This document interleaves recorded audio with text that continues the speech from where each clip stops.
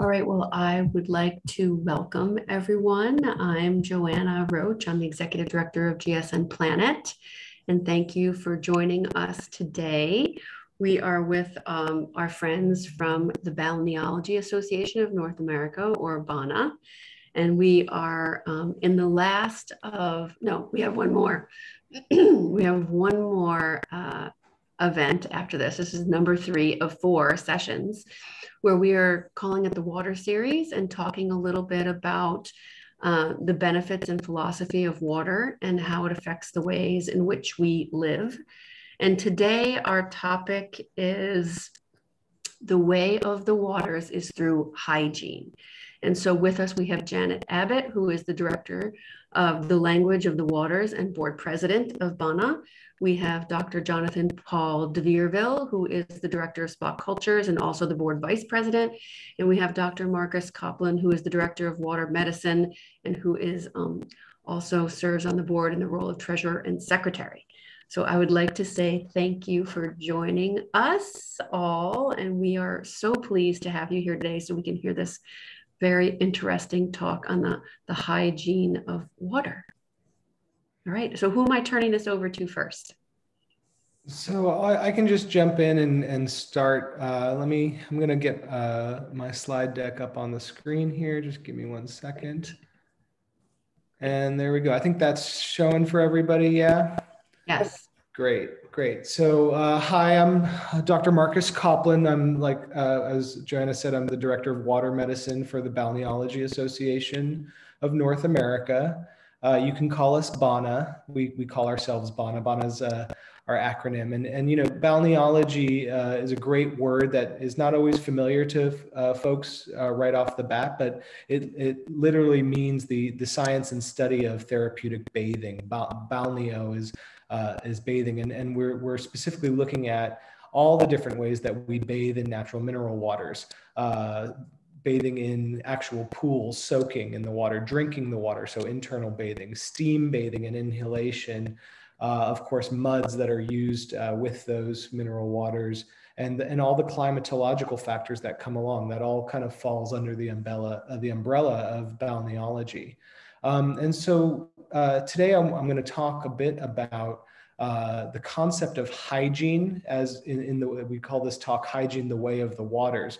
So we're going to explore hygienic principles of health and how kind of balneology and water therapy in general fits right in with that. And so I'm a primary care doctor in my other world outside of BANA. I'm a naturopathic physician, meaning I specialize in kind of natural therapies such as physical therapies, dietetics, or natural medicines, as well as kind of more conventional medicines as well. And so what we're going to do today is kind of walk through, and this is an overview. So we're going to kind of cover a lot of ground, but not go too deep. But the overview is going to be on kind of how we think about things from a hygienic perspective when we're looking at the health of individuals and how we can intervene using spa therapies. Yeah, was there anything else I wanted to say about that before we jump in? I don't think so. So where I want to start is by doing a little bit of a history lesson.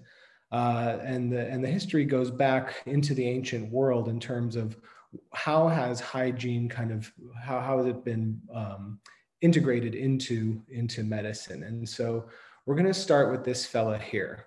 This is Asclepius. Asclepius is a classical Greek god of medicine, of the art of medicine.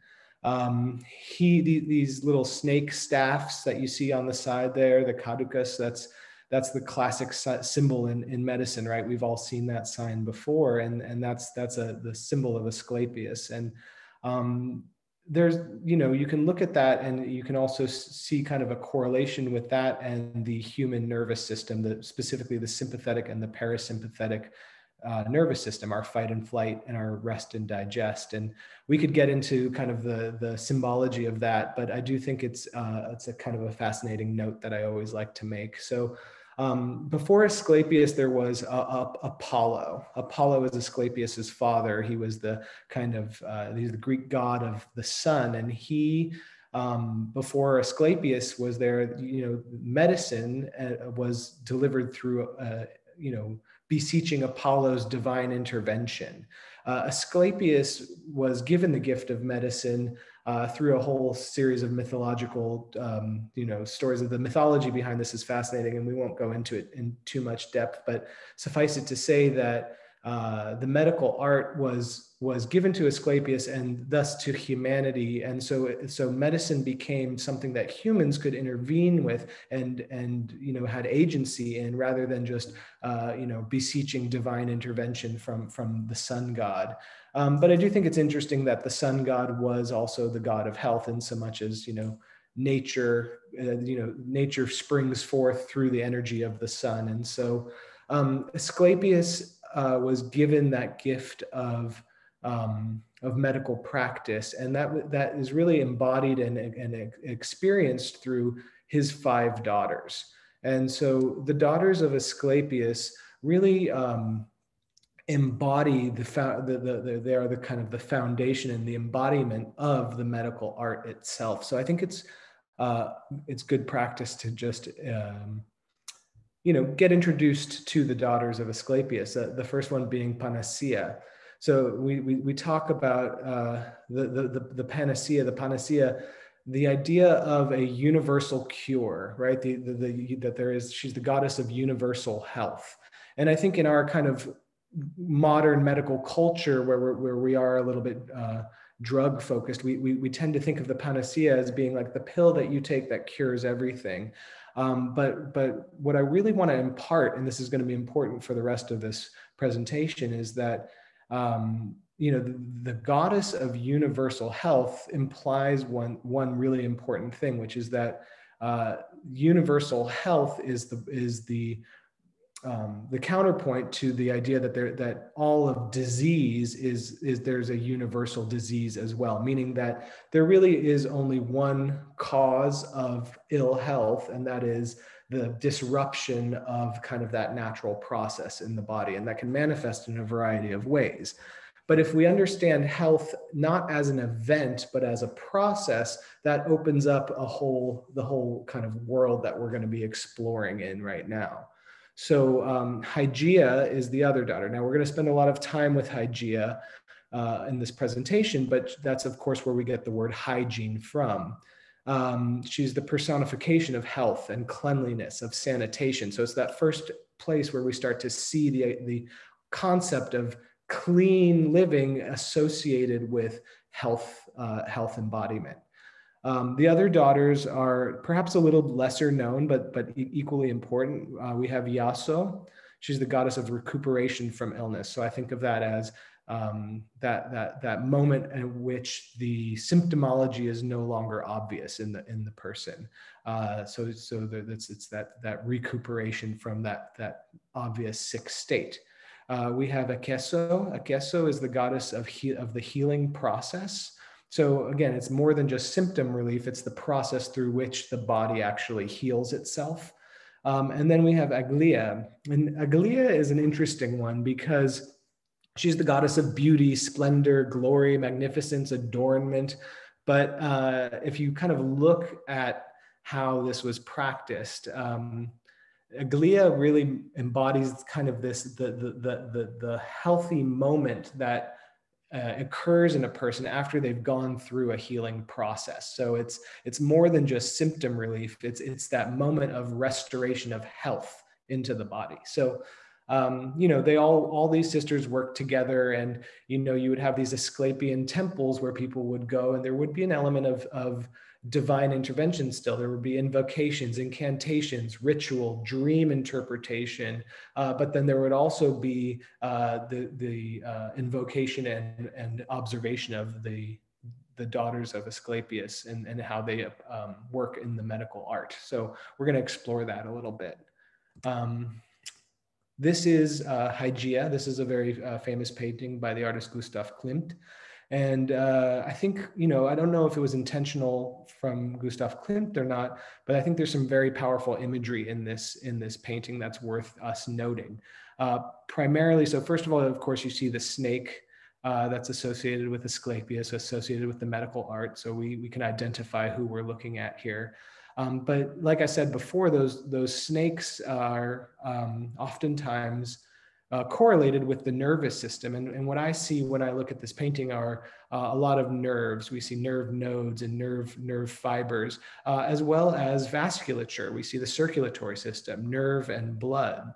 And nerve and circulation, they are the fundamental aspects of how we deliver health in a hygienic method. As you can see on the left, we have the arterial system of the body, and it's very identifiable as a human body. You can see that there. We tend to think of ourselves as skin and flesh and the external, but our body is just as perfused with the circulatory system. And on the right, you have a dissected nervous system. Again, totally identifiable as a human. So, these things are foundational and fundamental to who we are. And so understanding how they work in our process and in understanding how we can intervene with them is how we start to look at hygienic health. And there's really two sides of hygiene. There's the internal hygiene and the external hygiene. And that's how the practice of hygiene will manifest in health. And I want to start with some principles of internal hygiene. So first and foremost, we want to talk about how are we fueling the system? How are we fueling our body? And that comes in with diet. And so when we talk about hygiene, one of the hygienic principles we have to consider is dietary principles. And people say this a lot. They use the word clean diet. I eat clean diet. That term I don't love for a variety of reasons, but I think that it does kind of convey some principles here. And the things that the high points that I want everyone to take home from today when it comes to hygienic dietary principles, let's talk first about organic foods. Those would be pesticide-free foods. Now, rather than going and having to, worry about reading every single label and going to every single organic store, I tell people to focus on these two terms here, the Dirty Dozen and the Clean 13. Now, these are lists of foods that have been developed by watchdog groups that are constantly looking at pesticide contents in food.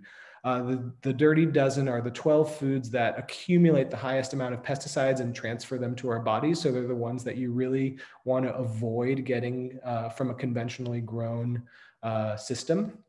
And then the Clean 13 are foods that don't tend to accumulate pesticides. So like a classic example of a Dirty Dozen food would be like a berry, where the pesticide is sprayed directly onto the berry. Well, you're going to absorb a lot of that if you eat those pesticide berries. The Clean 13, you could think of an avocado. An avocado has a very thick skin. We don't really eat the skin. We peel the skin off, and the meat inside does not get affected. So those are some examples there. And those are lists that are easily accessible on the internet. Fiber foods. So fiber-rich foods, things like vegetable fibers and just green leafy vegetables, things like this nature, whole grains, etc. They're essential for building health in the body, and that's because they feed what's called your microbiome. So your microbiome is a collection of bacteria that live inside and on us. And there's a very intimate relationship that we form with these bacteria cultures that more and more we're learning just how integral it is to our health. And I give whole kind of courses on how the microbiome affects our health, but suffice it to say, it's of course involved in our digestion, but it's also involved in our inflammation regulation, our immune system response, our hormonal systems. So there's really a lot. Even our mood and our mental health is tied into our microbiome. And so feeding those bacteria foods that they like to eat that are health promoting, which are fiber-rich foods, is a really strong strategy. And it also helps with detoxification. looking at the quality of the foods is one thing, but then also looking at the consistency of the food is also important. So I think that the easy way to do that is to say, eat the rainbow, look at the rainbow diet, because every color of a food that we eat, it is that color because of the nutritional constituents of the food itself. So here's kind of just a high pass breakdown, but red foods tend to contain a high concentration of lycopene, which is a cardiovascular nutrient. Orange foods tend to contain a lot of beta carotene, which is a precursor for vitamin A. Yellow foods tend to be high in vitamin B and vitamin C. Green foods contain a lot of chlorophyll. Purple foods are rich in antioxidants. So that's why those dark berries, blackberries, blueberries are very strong antioxidants and vascular protectors. So more than just the food that we put on our plate, how we break down and assimilate that food is equally important. And I would be happy to spend the rest of this talk on this one slide, but let's break it down to say this, that it's more than what we put in our mouth. It's how those foods then become part of who we are. I mean, digestion is actually a really fascinating process to really think about, because we're taking the external environment and transforming it into ourself. And I just think that it's such a phenomenal process that we just kind of go about very blasé sometimes. But let's start. There's the things I want you all to walk away from today with when it comes to digestion is that there's 4 main phases that are essential to digestion. The first starts in the mouth. It actually starts with the eyes. I mean, when you look at a delicious meal, even if you think about a delicious meal, your mouth starts to water, right? They call that the cephalic phase of digestion, and it's your nervous system preparing your body for what's coming, right? But the first physical phase of digestion comes from the mouth. It's the mechanical breakdown of food through chewing. And the more we chew and the more thoroughly and completely we chew our food, the 2 things happen. One, we have a more refined breakdown of the food substance as it's going to pass deeper into digestion. It'll be easier for this next stages to do their job. But 2, through your taste buds, you're getting kind of neurological feedback as to what types of food you're eating, and your body actually prepares itself in kind. Deeper in the body, different types of enzymes get made depending on what types of food you're actually eating. And there's evidence to suggest that a lot of that happens with taste buds. Of course, your salivary amylases also begin the process of carbohydrate breakdown. So it's very important for carbohydrate-rich meals to make sure that you're chewing it almost until it's completely liquid. From the mouth, things go into the stomach, where we go into the phase of chemical digestion. We have a very strong acid that denatures protein, largely sterilizes food, continues that breakdown process. And from the stomach, we enter the duodenum, which is this little tiny piece right at the end of the stomach here. And a lot happens in that one little curve of the digestive system. The stomach acid is neutralized. Bile is put into this kind of mixture of food that's left the stomach to emulsify and extract fats. Your pancreas puts in enzymes to further break down proteins and further break down carbohydrates. And it just so it transforms the food from kind of an innocuous kind of slurry into this kind of beginning of the extraction process, which is really what happens in the small intestine. The small intestine, the surface area of the small intestine, this is one of those facts that just blows my mind constantly. If you stretched your small intestine out and made it completely flat like a paper, it's not flat. It's all kind of ridges and valleys, lots and lots and lots and lots of them, a ton of surface area. And if you stretched it out flat like a piece of paper, it would cover a football field.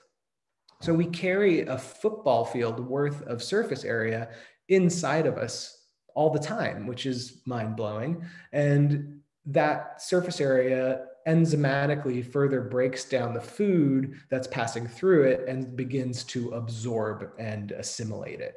And so it's that football field, if you can imagine, kind of spreading a very, very thin layer of paste on top of a football field and letting the body just kind of soak that in. That's kind of the imagery I use with digestion. What's left after the small intestine is, you have kind of some insoluble fibers and some undigested food product that then gets fermented by this microbiome, which largely lives in the large intestine. That fermentation process produces nutrients that get absorbed. The food continues to get dehydrated, so we kind of hydrate ourselves back that way. And then we eliminate any waste product, which is largely bacteria, insoluble fiber, and metabolic wastes from digestion. So that was a lot. They won't all be as data heavy as that, but I just think that's such an important understanding to have because things can get disrupted at any phase of that process, and understanding how to account for that, to see what's being broken down, to understand how the process has been dysregulated, and then to use different elements to fix the process at different stages. And again, that's why we can spend the rest of the time talking about this, but there's a lot more to talk about. So we're going to move on. So circulation, this is going back to kind of the concept of how hygiene is delivered in the body. So once that fuel is assimilated, from that process of eloquent digestion that we just went through, it needs to be distributed to all the cells of the body. And that happens through the circulatory system, which we're going to unpack in greater detail. But I would be remiss if I didn't mention this concept. And this is one of the things that I have a real interest in.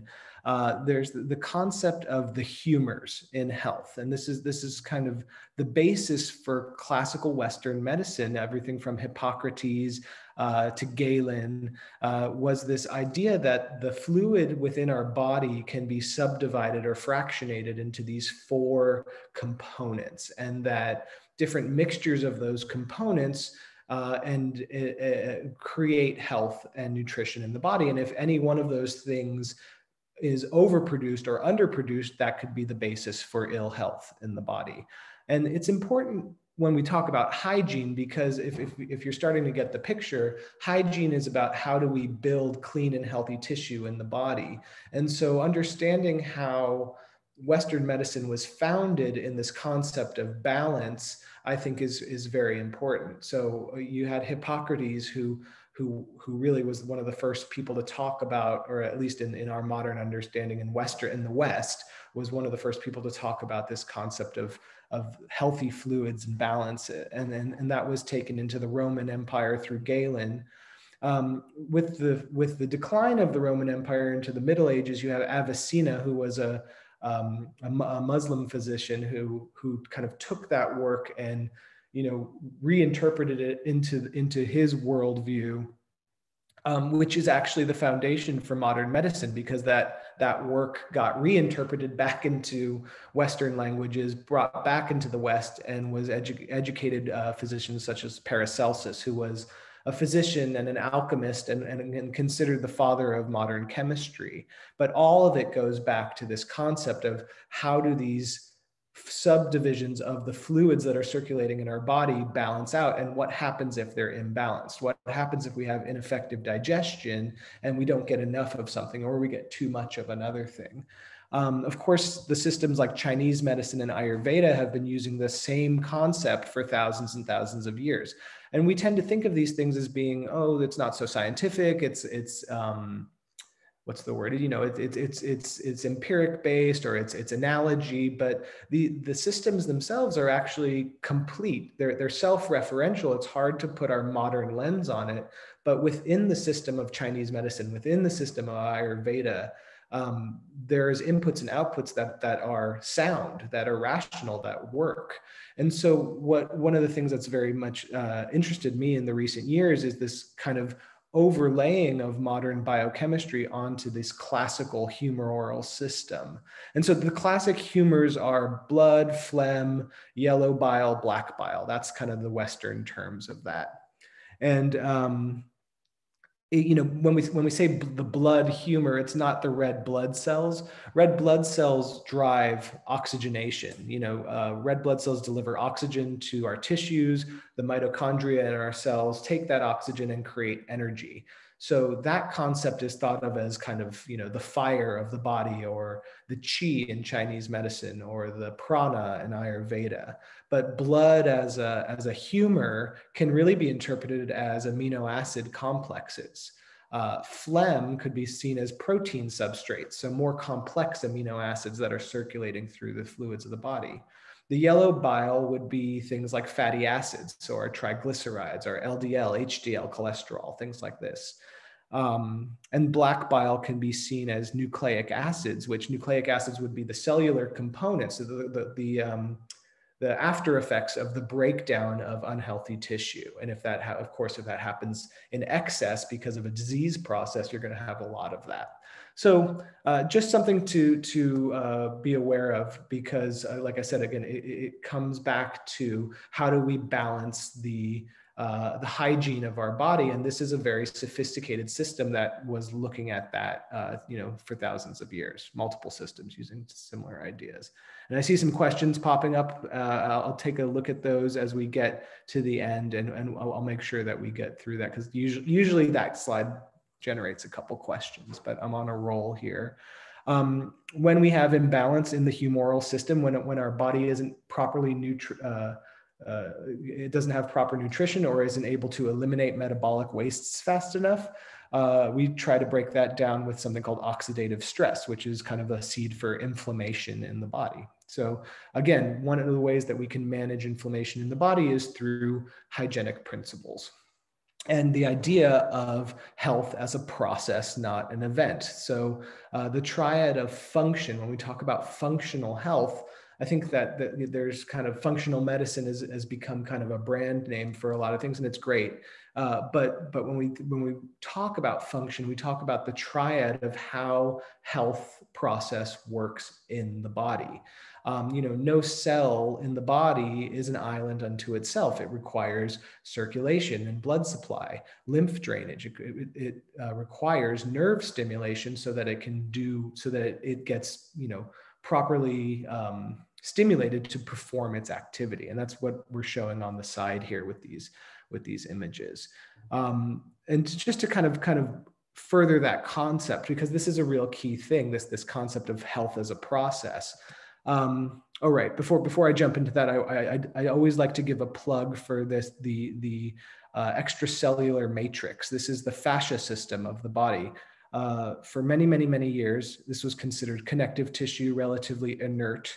But over the past 30, 40 years, we've started to realize that, hey, there's actually a lot going on in this fascial system that lies just under our skin and actually touches every single cell in our body. The fascia is made of connective tissue proteins and glycosaminoglycans and all these kind of structural things, but it delivers electrical impulses, it stores nutrition, and it creates this system for holographic regulation on the body, meaning it's the system by which cells at opposite ends of the body are connected and plugged into a higher concept of a holistic functioning. And so this picture on the right here is an image of an acupuncture needle being inserted through the skin into the extracellular matrix, the fascia. And so, there's a point between the big toe and the small toe. They call it liver 2.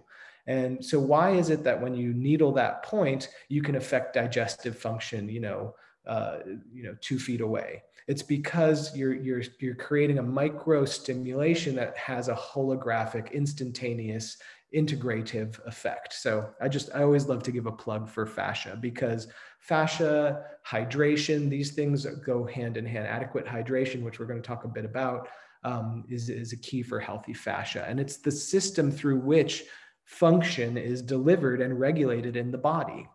So we go back to the triad of function, the nerves, the cells, and the circulation. And we see that they don't exist. They're pillars of our body, but they don't exist in a vacuum. The nerves stimulate the organs to generate enzymes, generate hormones, make proteins, which then get released into circulation, moved around the body.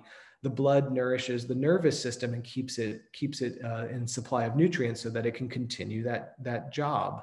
And in the same way that it works in the reverse order, where the nerves, I'm pointing with my pen as if you can see, the nerves here stimulate circulation. They open and close blood vessels throughout the body and distribute blood to different areas.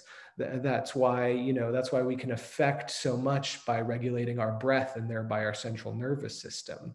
The blood, of course, transmits nutrients and removes wastes from around the body, and the organ systems reflex back into the nervous system. So what we end up with, we use the term homeostasis a lot, and that's this idea that there's this set point of kind of regulatory function, but really, I like the idea of that being homeodynamic.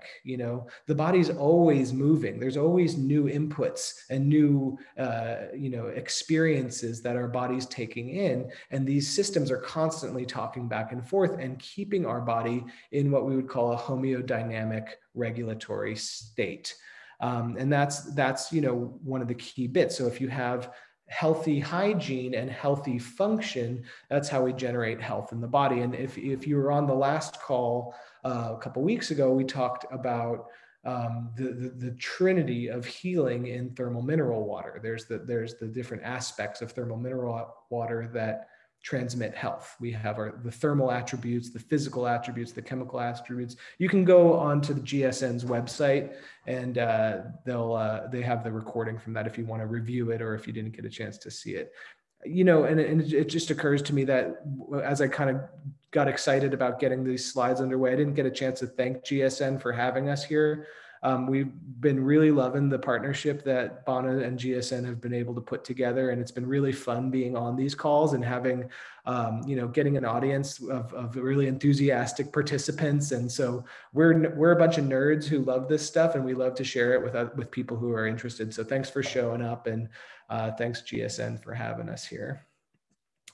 So I'd be remiss if I didn't talk a little bit about the lymph system. Also, the lymph is the drainage system of the body. It's where we remove wastes after our body's gone through metabolism. It's kind of like a filtration system for the body. It's highly packed with immune cells that are going through and just neutralizing any toxic substance. That's why when we get sick, our lymph nodes swell up. It's because there's more and more immune cells that get drawn into that area to help fight off whatever toxic substance is in the lymph. Of course, then we have to eliminate that. And this is the main process of detoxification. So there's again, we could spend a lot of time talking about this and maybe we should in the future, but we eliminate and detoxify through the major systems of what used to be called in classical literature, they were called the emunctories, which I just think is such a cool word that we have to say it, emunctories. But really, we're talking about the systems of elimination we have through the digestive system, through the bile tract. We defecate any kind of wastes that way, or we get rid of protein and nitrogenous wastes through the urinary system. After we've burnt up our oxygen fuel, our blood cells take carbon waste from the cell, and that largely gets exhaled through carbon dioxide. And of course, the process of sweating and the way that we detoxify through perspiration. So hygiene, in summary, could be thought of as the building up of the tissues and the effective elimination of the metabolic process that was then built. So you want to maintain that homeodynamic balance between the building up and the eliminating, and that's where health is born. So the take homes from internal hygiene in summary: quality fuel, assimilation of that fuel, distribution, and then elimination once the metabolism has occurred. So nutrition, digestion, circulation, and detoxification, to me, are the pillars of internal hygiene. Now, external hygiene is how we utilize hygienic practice to help facilitate the internal processes.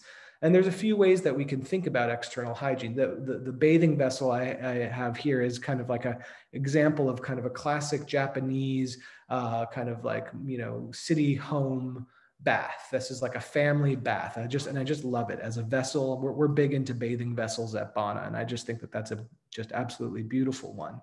And so what will typically happen, less so now with more modern plumbing and things like this, but kind of the classic Japanese home, you have the whole family there and they draw up one big hot bath every day. And you notice that they have the shower douche head here outside of the actual bathing tub. And that's because before anyone would get in the water, they would thoroughly clean themselves, wash, scrub, rinse all the dirt and grime away, dead skin cells, all that before ever getting into the bathtub. So it's this beautiful idea that the bath itself is a therapeutic relationship. It's not where you go to clean yourself.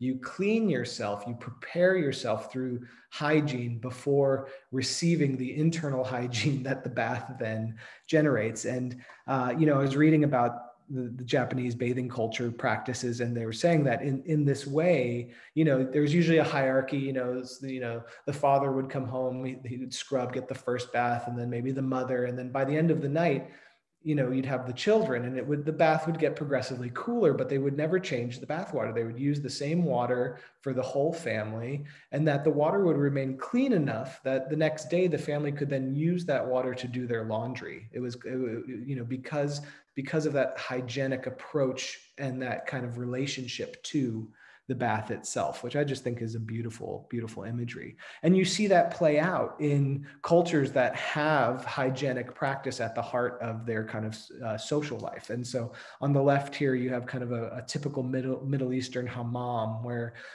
deep scrubbing and cleaning is part of the process that prepares you for, you sweat it all out, you wash it all off before you go into the deeper rooms where, especially in areas that had Roman influence, you might have a hot spring bath or a different type of soaking structure. On the right, that's kind of a picture of an onsen, a Japanese bathhouse. This is a typical locker room image where people are sitting and scrubbing and thoroughly cleaning themselves before entering into the pool area.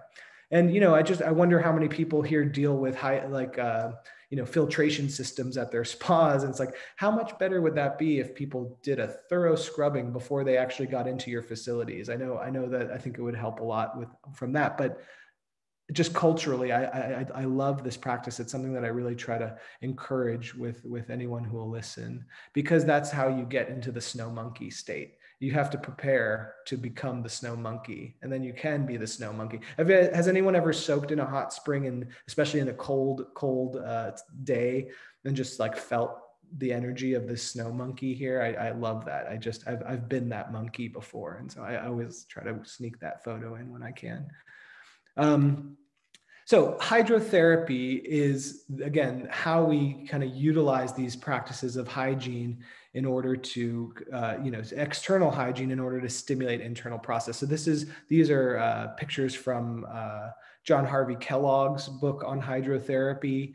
I think they're just cool. The bathing suits, the mustaches, just like what an interesting thing. But he really codified. He wasn't maybe the first, but probably the most famous person to kind of really codify how the practice of hydrotherapy affects the systems of the body, and really take it a scientific approach, more than just empiricism, to say, if we do X, we can expect Y and Z to occur.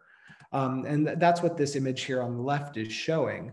It's, that diagram on the upper left corner here, this is kind of an engorged capillary bed. It's, it's an area of rich blood distribution, and it's hard to see probably, but there's a little nerve plexus under the skin. The nerve goes back to the spine and then has its output into that capillary bed. And what this is showing is that when you put an ice pack here, the ice has direct as well as neurological reactive effect on that vascular bed. And that's what this diagram over here is explaining, is that there are areas on the skin of the body that have a reproducible reflex zone in the deep areas of the body. So we can actually affect circulation by stimulating these reflex zones on the skin. That's where, so, hot water, cold water, friction rubs, salt rubs, all the tools and tricks that we have at our disposal, we can actually apply them very judiciously to create very specific effects in the body. And we can also do things that have general effects. So this central shower here is kind of a tonifying spray that would just kind of do the whole body 360 degrees and create kind of like a lymphatic drainage type of stimulation to the body itself. So circulation, neuroregulation, process oriented. I hope I'm not beating that theme to death, but it makes something as seemingly simple as enjoying a soak at a riverside hot spring actually become a very sophisticated and synergistic and multifactorial health process. If, whether or not you understand it, the process is still happening, but understanding it allows you to utilize it and go deeper with it. And not just soaking, that's where mud applications also come in, and you get a different element, a different area of kind of how these applications work.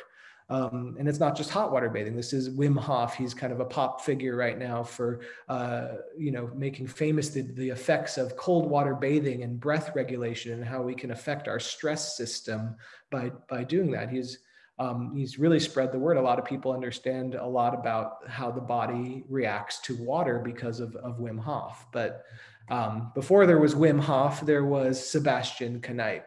Sebastian Kneipp, one of my heroes. He's a Bavarian priest who was alive during the 1800s, and he's the modern founder of the hydrotherapy movement as well as the naturopathic movement. A lot of holistic health wouldn't be what it is without Sebastian Kneipp. And as popular as Wim Hof is, he's no Sebastian Kneipp in his day. Sebastian Kneipp was the man, so to speak. He was very, very famous. He was arguably one of the most famous people in the world at his time, during his time. And he was the one who really promoted, he had a center in Germany where thousands and thousands of people were coming and taking cold water cure alongside herbal medicines and simple diet, basic hygienic principles that I hope you all have kind of recognized through this lecture, and healing people from very complex and advanced diseases. And he gained a lot of fame for it. And so this picture over here on the left, that's Sebastian Kneipp sitting on the right hand of the triad. The barefoot gentleman next to him is actually the Austro-Hungarian Emperor Franz Joseph, sitting there in bare feet next to this humble Bavarian priest. Bare feet in the snow because that's stimulating to the body.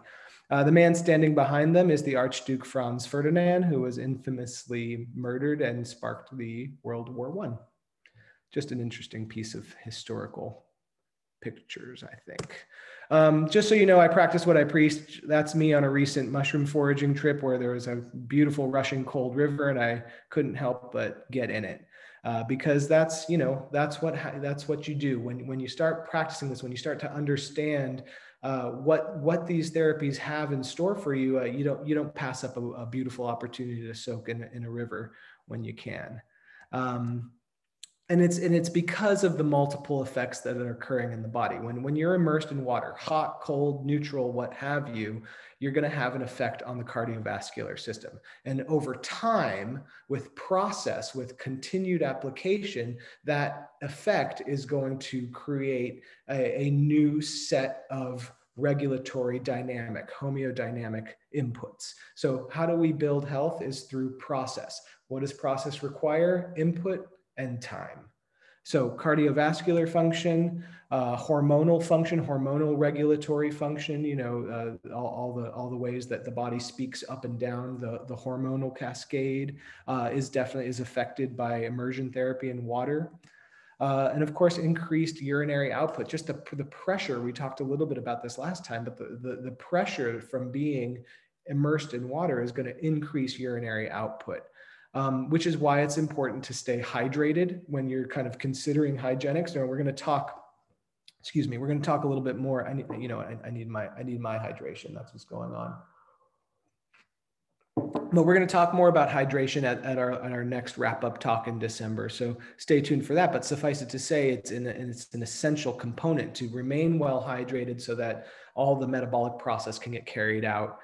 Is an important part of the hygienic health process. And of course, external hygiene, clean locker rooms, clean water to drink, clean water to soak in. All these things matter because if your nervous system isn't defending itself from the environment, you can get into a deeper parasympathetic state and go into a deeper state of healing and transform our process of kind of inflamed, unhealthy body tissue into health. And that's Hygiea in a nutshell. And so the considerations I want you all to walk home with today: proper diet is essential, adequate hydration, bountiful rest so that the body can assimilate, and enhance circulation through hydrotherapy and balneology. Of course, the most important consideration is time. And this is a nod to my colleague, Dr. Jonathan de Verville, who really ingrained this concept in me: time.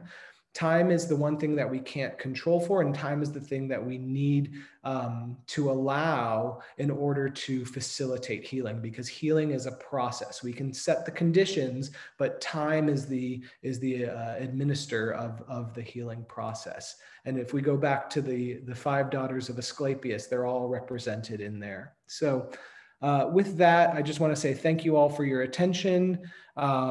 Check us out at balneology.org. You can see a little bit about the initiatives that we're working on there. We do monthly thought leader calls on different topics. We have a whole bunch of initiatives that we're working on. You can become a member or donate to our organization, which helps us put on funding materials such as this. And thanks again to GSN for having us here. And I'm going to stop my screen share, and I think we're going to do some Q&A in our last few minutes here. Thank you. That was really excellent. Thanks. Awesome, Marcus. So interesting. I learned so much. And it reminds me of when I was in Japan and went to an onsen. Super confused. I was trying to watch everybody, and I noticed, yeah, you have to go over to the buckets, rinse yourself off, do all the scrubbing before you get in the tub. So it was a big learning experience, but I thought it was super cool that they had that ritual. Totally. Yeah. And I remember that we had talked about this before, and I see it in the question here. When not exercising, what is the optimal shower routine? I'd like to take a nod to that Japanese concept of, preparing yourself for the bath. The bath and the shower doesn't have to be solely about, washing the sweat off of yourself after you exercise. It can be a ritual that engages you with this whole deeper process of hygiene and everything like that. And like you said, like it's when you're not initiated into it, you can be in an onsen in Japan and say, what's going on here? But after you start to see it, it actually is a really wonderful practice. Yeah. Yeah, wonderful, Marcus. You really, you covered a lot. Yeah, it was a lot. A lot today. And of course, Megan said the ritual, again, times, and timing. But I think, again, what we're doing at Bana is this participatory process with water. How conscious can you be of water, not only the morning shower or the exercise shower, but 365, 24/7? What is your relationship to the waters? And just being aware of that. So, but that ties in then with rites, rituals, and rhythms. Like how is all this put together? And I know you mentioned Knight, thank you. He had the course or the series, and there's a sequence, and there's a whole other discussion on that. But thank you very, very much. I think I saw a question from Douglas Drummond, and I don't know were there's other questions coming in. He was saying that he experienced staying in a hot bath in the cold, just like the monkey. He experienced nice. the monkey experience. Yeah, the snow monkey. It's an essential hot spring experience. If you haven't had one, you must. Yeah, Bana promises the 100th monkey experience.